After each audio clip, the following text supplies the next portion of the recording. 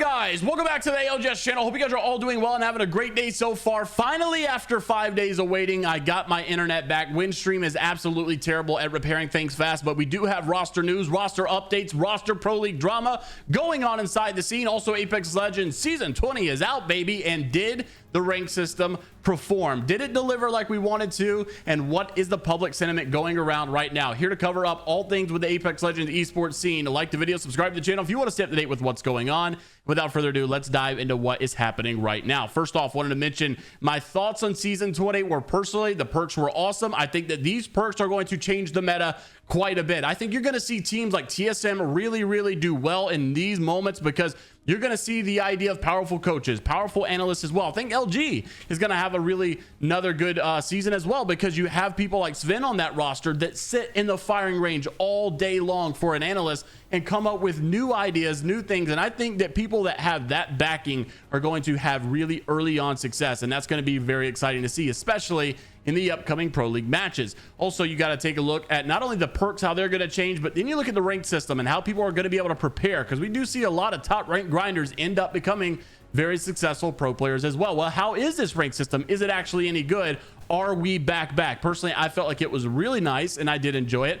And so far, I've had really good comments on my post. And then everybody's saying it's back. It's really good. This is really good. I like this. I was a doubter, but I really like it. And then you go to maybe some of the bigger streamers and there are some different opinions here. Well, I was hoping that ranked would be similar to season 13.1, but that doesn't seem like it's the case. Really had my doubts about this format, and we'll just have to see how it plays out. Everybody seemed to kind of go on with this as well. Albralelie also said ranked so far is kind of bad. I'm hoping that it stabilizes in the higher ranked lobbies, but even going to mid gold, it's just 6 squads in ring 1, and everybody seems to have that opinion on the competitive side, on the streamer side. But some of these people actually do think that this season is a lot better. I've seen a lot of people say this season feels fresh, it feels good, it feels fun, this is what we wanted. So we're very excited about this. Hopefully it keeps going on this way. Also wanted to mention roster updates. If you guys have not been following my Twitter, where it's been easier to keep you up to date while my internet has been out, we do have some more developing stories in the Apex Legends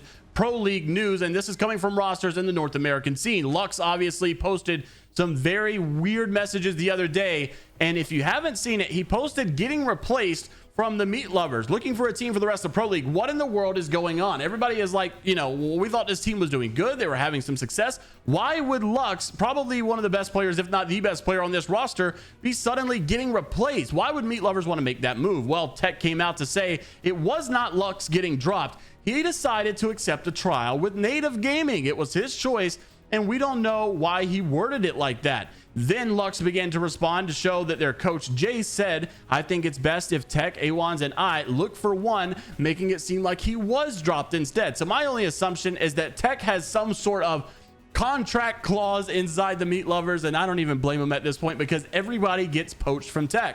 Teq has probably made it clear, show your loyalty to me or show your loyalty to this team, and if you don't, then obviously we just simply don't want to have business together. And it was probably, if I had to guess, this is all assumption, Teq probably said, hey, if you want to go take that trial, that is totally up to you. You do you. But there's not going to be an opportunity to come back if that is the case. We are trying to be dedicated towards each other, and that's the environment that we want to build here. And that's probably the idea that I would assume has happened here, but I'm not entirely sure exactly what happened. Of course, Lux has apparently looked to trial for Native, and I did hear from another source who is actually set to trial with Native also, that there are more people to trial with Native, and it wasn't just Zeto, which I thought was wild because Zeto has really upped this roster. It seems Native has had the best performance that they've ever had in Pro League since picking up Zeto. They've also had the best performance in scrims that I've seen in a very long time.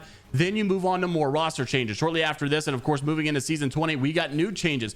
JP Devour for the Oversleepers has decided to part ways with them, and he's going to be in the challenger circuit looking for a team. Oversleepers obviously looking for their new third as a permanent as well. Team Skirt with Albralelie and Scorery also dropping Awakening, it seems, and Awakening says that he was looking for a new team as well. And Randy, unfortunately, I just really liked him, and I think he was on the up and up, and everybody loves Awakening, and I think everybody knew that he was kind of going to be this really good star, but sadly it just didn't work out the way that we had anticipated for it to, and so they are going to be looking for a new third as well. What teammate would be really good for Albralelie and Scurry? I don't know, but I know that roster has the ability to have some success, and I'm just waiting for it to actually happen, and hopefully we'll get some better news from them soon. Also, going on in the APAC South scene, a little bit of drama. Ironblood Gaming has decided to disband their entire organizations, it seems. They came out yesterday saying I had planned last week on making an announcement today in regard to the closing doors to IBG. I've spoken to our small staff and the Apex team over the past 2 weeks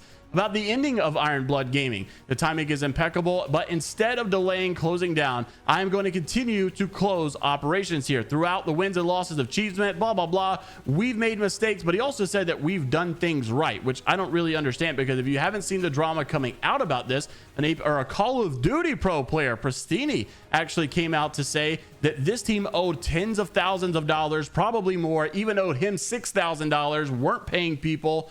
Just really unfortunate. And I really don't know why this was never really, I guess, disclosed or maybe talked about on a more public level. And I guess all of this drama coming out at once, Ironblood has decided to close the door. So that is another organization that you could say goodbye to for the future of the Apex Legends scene. Also, don't forget the ALGS is on a slight break due to the season 20 launch, and so we will not resume games until March the 2nd, and that's going to be Group B versus Group C for North America and the EMEA scene, and then APAC North and APAC South will be going on with Group A versus Group C. So a little bit of a break. Let's take a look and see which teams are going to be able to dominate the meta early on, and until the next time, we'll see you all later, Gators.